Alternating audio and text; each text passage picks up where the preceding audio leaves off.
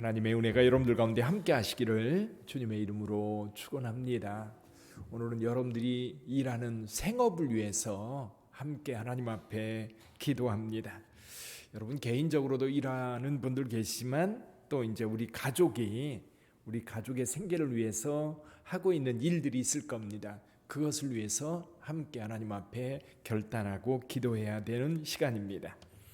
자, 오늘 이 창세기에 보면 주인공들이 나오지요. 아브라함과 이삭과 야곱, 요셉이라고 하는 네 사람이 나오는데 하나님께서 그들을 불러 약속의 자녀로 삼으십니다. 특별히 아브라함을 불러 하나님께서 지시할 땅으로 가라고 명하셨지요. 아브라함이 그 땅으로 하나님의 부름을 따라 갔을 때 큰 부자가 됩니다. 그 땅에 머물 때에 가축과 은금이 풍부하여서 조카 롯과 같이 지낼 수 없는 상황까지 벌어져요. 너무 부자가 된 겁니다. 그래서 롯을 따로 분리해서 떠나게 합니다. 얼마나 부자가 됐으면 그랬을까요? 그렇죠? 왜냐하면 가축과 같이 머물러야 되기 때문에 이 목자들끼리 서로 싸우는 것을 아브라함이 그렇게 좋게 보지 않았던 겁니다. 그래서 아예 분리하는 게 낫겠다 그렇게 생각을 했었죠. 야곱 같은 경우도 보세요.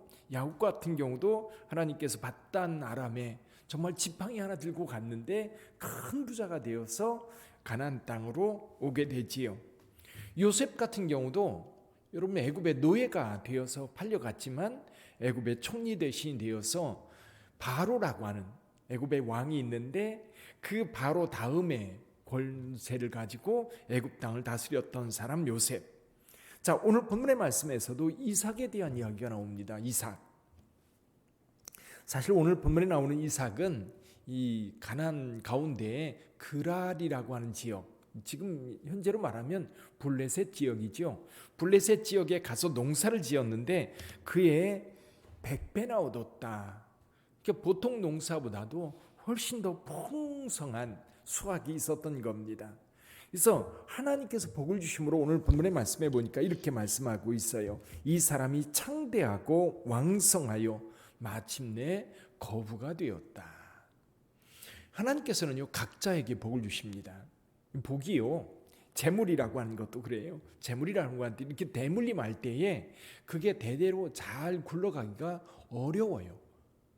그래서 하나님께서는 각자에게 복을 주시는 것 같아요. 여러분에게 복을 주셨으면 여러분의 자녀에게도 하나님께서 복을 주실 줄 믿습니다. 이게 받을 그릇이 돼야 되는 거지요. 받을 그릇이 되면 우리 하나님께서 아브라함에게 주셨던 축복, 이삭에게 주셨던 축복, 야곱에게 주셨던 축복, 요셉에게 주셨던 축복이 각기 달라요. 각기 다르게 그들 모두에게 풍성하게 하나님께서 은혜를 내려주심을 보게 됩니다. 하나님께서 오늘 또 저와 여러분들에게도 그 복으로 함께 하실 줄 믿습니다. 자, 사람은요 여러분 일을 위해서 창조되었어요. 그래서 하나님께서 천지창조를 하시고 사람을 창조하시는데 하나님께서 하나님의 형상대로 인간을 지으셨어요. 그리고 그 인간에게 하나님이 창조하신 모든 피조물을 관리하라고 위임을 해주셨습니다. 이게 사람이 하는 일들이지요. 아담이 제일 먼저 한 일이 뭐죠? 가장 먼저 한 일, 하나님께서 창조한 동물들을요 아담 앞으로 데리고 왔습니다. 아담이 그 이름을 짓는 것들, 그것이 아담이 한 최초의 일들이죠. 저와 여러분들은 아침에 일어나면요 뭔가를 해야 됩니다. 그렇죠? 뭔가를 해야 돼요. 근데 그 뭔가를 하는 것, 이것이 우리 인간에게 주어진 일이거든요. 그 일을 통해서 하나님께서는 복을 주십니다. 그리고 하나님께서는 우리가 하는 일을 통해서 우리가 살아갈 수 있는 모든 재물이라든지 또 정신이라든지 마음이라든지 이런 여러 가지 것들을 허락해 주셔요. 그래서 여러분, 저와 여러분들은 1년을 살면서 무엇인가 열심히 일하게 될 겁니다. 그 중에 우리가 하는 일상적인 많은 일들이 있는데 그 중에 우리가 오늘 기도할 것은 생업과 관련된 일이에요. 생업. 그러니까 내가 일함으로 인하여 거기서 나오는 수입을 가지고 우리 가족들이 살아가는데 이 수입이 나오는 그 통로를 우리가 생업이라고 말하지요. 직장이라고 말하고 직업이라고 말합니다. 우리 하나님께서 그것을 통해서 저와 여러분들에게 은혜 베푸실 줄 믿습니다. 그러면 그 일을 우리가 어떤 태도로 일을 해야 되느냐라는 거지요. 적어도 우리에게 생계로 주어진 그 일들은 가볍게 생각하면 안 됩니다. 그래서 성도들은 자신이라는 일터를 하나님께 허락해 주신 것으로 믿고 성실하게 그리고 책임감 있게 일을 해야 합니다. 그것이 직장이든 그것이 사업이든 이 일을 통해서 하나님은 하나님의 목적을 이루어 가셔요. 그래서 성도들은 직업을 선택할 때에도요, 잘 선택해야 됩니다. 이 직업이 누군가에게 해가 되고 누군가에게 어떤 마음의 상처를 주고 아픔을 주는 그런 일이라고 하면 안 됩니다. 성도들이 하는 일은 누군가에게 도움이 돼야 돼요. 누군가에게 은혜가 되고 누군가에게 이것이 도움이 되는 일을 해야 되는 겁니다.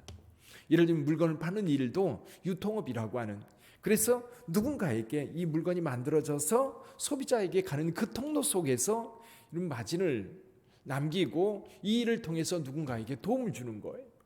누군가가 직접 찾아가서 그걸 구매할 수가 없거든요. 그래서 제가 옷을 입고 있는데 이 옷도 마찬가지입니다. 원단이 만들어지는 곳, 원재료가 만들어지는 곳 다 달라요. 그리고 판매하는 것도 달라요. 근데 그 과정 속에 내가 한 영역을 담당하는 거지요. 그렇게 생각하면 여러분들이 하는 일에 의미를 찾을 수가 있어요. 운전을 한다든지 또는 노인들을 돌보는 일을 한다든지 간병을 한다든지 아니면 아이들을 돌보는 일을 한다든지 아니면 뭔가를 생산해내는 일을 한다든지 여러 가지 일들이 있는데 그것이 누구에게 도움이 되는가를 여러분 생각할 수 있어야 돼요. 이것이 과연 누구에게 도움이 되는가? 그럼 불특정 다수지만 분명히 이것이 도움이 된다고 확신이 된다면 여러분들이 이를 통해서 누군가가 하나님의 손길을 맛보고 있는 거예요. 그래서 여러분, 우리가 맡은 일은 우리가 직장이든 사업이든 그 일을 통해서 하나님께서 누군가의 도움을 주고 있다는 것을 우리가 생각한다면 성실하고 책임감 있게 해야 되죠. 반대로 나도 그런 도움을 늘 어디선가 누군가가 일을 해서 그 도움으로 내가 살고 있거든요. 그런 마음가짐이 2022년에 저와 여러분들에게 있기를 주님의 이름으로 축원합니다. 우리 그리스도인들에게 특별히 일터는 또 다른 의미가 있어요. 또 다른 의미. 그건 뭡니까? 선교 현장이라는 거예요. 왜냐하면 그리스도인들은 여러분 감추려고 해도요, 향기가 날 수밖에 없어요. 가끔 텔레비전을 보다 보면 거기 많은 사람들이 나옵니다. 근데 어떤 분들은 이렇게 보면 풍기는 게 있어요. 인격적으로라든지 저 사람은 예수 믿는 사람이겠구나, 믿음이 있는 사람이겠구나, 그렇게 풍겨지는 사람들이 있어요. 그러니까 저와 여러분들도 마찬가지예요. 여러분들이 직장에서요 숨기려고 해도요 드러나게 되어 있어요. 그리스도인으로 살려고 한다면, 그리스도인으로 살려고 생각을 안 하면 안 드러나요.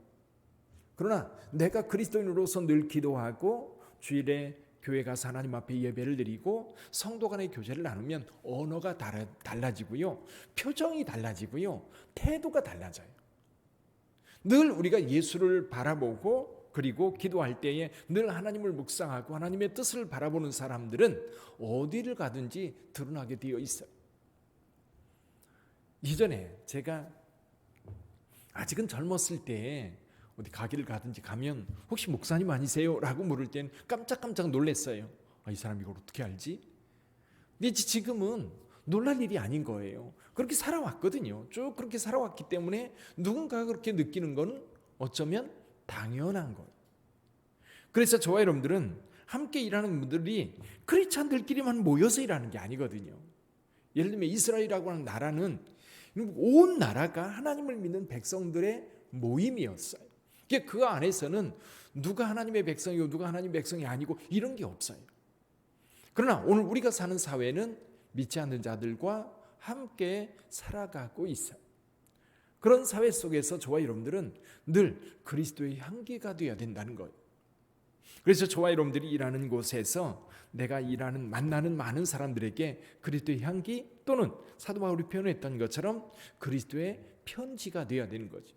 그리스도들이 나를 보고 내가 굳이 예수를 믿으라고, 내가 그리스도인이기 때문에 당신들은 내가 그리스도인 것을 알아달라고 주장할 것도 아니에요. 그러나 그들은 여러분들과 함께 있으면서 향기를 맡아요. 향기는 보이지 않잖아요. 그리고 우리를 통해서 그리스도를 읽어요. 그래서 우리가 일하는 일터는 늘 선교적인 현장이라고 하는 것을 느끼고 함께 일해야 될 겁니다. 그럴 때 하나님께서 역사하셔요. 그럴 때 하나님께서 도와주셔요. 자, 더군다나 2022년 여전히 코로나가 지금 잦아들지 않고 있는 상황입니다. 몇백 명씩 그러다가 1,000명 넘을 때 너무나 깜짝 놀랐지요. 근데 이번에는 7,000명이 넘어가면서 너무너무 놀랐습니다만 지금쯤은 또 3,000명, 4,000명 나와도 또 그렇게 그 긴장이 좀 덜한 것 같긴 해요. 그러나 문제는 이 코로나가 여전히 우리 사회를 지배하고 있다는 겁니다. 어떤 분들은 직장에서 이 코로나와 전혀 상관없이 일하는 분들도 계시겠지만 또 어떤 분들은 이 코로나 때문에 생업에 크게 지장을 받는 경우가 많아요. 더군다나 여러분들이 일하는 직장에서 이 코로나와 관련해서 우리나라 지금 인식이 많이 잘못된 것 가운데 하나가 교회 못 가게 하는 거예요. 교회 가면 감염된다고 이 사회가 완전히 그렇게 인식이 되어버렸어요. 지금은 많이 완화가 됐습니다만은 우리 스스로가 그게 아니라는 것을 증명해 줄 수가 있어야 되는 것 같아요. 우리 일터에서 이 교회를 통해서 감염되는 게 아니라 오히려 이 대중교통이라든지 사회, 당신들이 가는 술집에서 옮긴다고 하는 것을 오히려 그들을 통해서 보여줄 수 있어야 될 것 같아요. 어쨌거나 많이 어렵고 힘든 상황에서 저와 여러분들은 2022년 직장에서 또는 사업장에서 일터에서 일하게 될 거예요. 그래서 여러분 2022년에는 여러분이 일하는 일터를 우리 하나님께서 보호해 주시기를 주님의 이름으로 축원합니다. 그래서 하나님께서 지켜주셔야 돼요. 그래서 저는 여러분들의 직업을 위해서 생업을 위해서 하나님 앞에 기도할 때에 제일 많이 기도하는 것 가운데 하나가 코로나 상황 이후에 이 직장이 여러분 일하는 일터가 좀 흔들리지 않고 견고했으면 좋겠어요. 이 회사가 문을 닫을까 봐 내가 이런 일터가 없어질까 봐 전전긍긍해하면서 일하는 게 아니라 저와 여러분들이 일하는 그곳이 흔들림 없이 견고하게 설 수 있기를 늘 기도하고 있어요. 2022년 여러분의 기도가 또한 그렇게 이루어지기를 주님의 이름으로 축원합니다. 또 한 가지 제가 기도하는 것 가운데 하나가 뭐냐면 요셉의 형통함이에요. 요셉의 형통함. 요셉은 보디발의 집에서나 또는 그 감옥에서나 또는 이 애굽을 통치하는 그 총리 대신으로 일할 때에도 어딜 가든지 모든 일이 형통했어요. 그 형통한 것에 늘 따라붙는 말이 있습니다. 그게 뭐냐면 하나님께서 함께 하심으로. 하나님께서 함께 하심으로 요셉이 하는 일마다 형통했다 그랬어요. 우리 빛된 성도들 2022년 일하면서 여러분이 일하는 일터에서 여러분이 하는 일들이 형통하기를 주님의 이름으로 축원합니다. 막힘없이 되어져 가기를 원해요. 여러분이 맡은 일들은 여러분이 맡았기 때문에 잘 되기를 바랍니다. 그리고 직장에서도 여러분이 맡았기 때문에 안심이 되는 거예요. 그런 빛된 성도들이 여러분이 일하는 일터에서 그렇게 인정받으시고 복을 받는 2022년이 되기를 주님의 이름으로 축원합니다. 우리 몇 가지 기도하겠습니다.